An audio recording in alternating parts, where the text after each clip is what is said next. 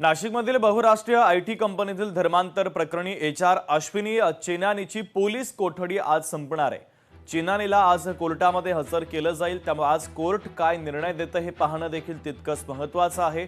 नाशिकमधील बहुराष्ट्रीय आयटी कंपनीतील धर्मांतर प्रकरणी एचआर अश्विनी चेनानी ची पोलीस कोठडी संपणार आहे। तर चेनानीला आज कोर्टामध्ये हजर केलं जाईल, त्यामुळे आता कोर्ट आज काय निकाल देतं हे पाहणं महत्त्वाचं आहे। महेश पहाले आमचे प्रतिनिधी जोडले जातात या बातमीच्या संदर्भातली अधिकची अपडेट देण्यासाठी। महेश, खर तर आज जे आहे ते भोंदू अशोक खरात याची पोलीस कोठडी जी आहे ती संपणार आहे। एकूणच जर बघितलं तर गेल्या काही दिवसांपासून खराचे एक एक कारनामे समोर येताना आपल्याला बघायला मिळत होते। आजच खर तर तिसऱ्या गुन्ह्याच्या संदर्भात त्याला पोलीस कोठडी सुनावण्यात आलेली होती आणि आज त्याची ही पोलीस कोठडी जी आहे ती संपणार आहे आणि या तिसऱ्या गुन्ह्याच्या पोलीस कोठडीनंतर आता पुन्हा एकदा अशोक खरात याला न्यायालयात हजर करणार।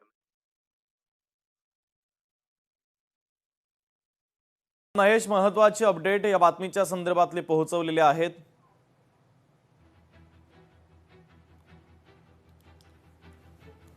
तर महत्त्वाची बातमी आपण पाहतोय, नाशिकमधील बहुराष्ट्रीय आयटी कंपनीतील धर्मांतर प्रकरण एचआर अश्विनी चेनानीची पोलीस कोठडी संपणार आहे। तर आज चेनानीला कोर्टामध्ये हजर केलं जाईल।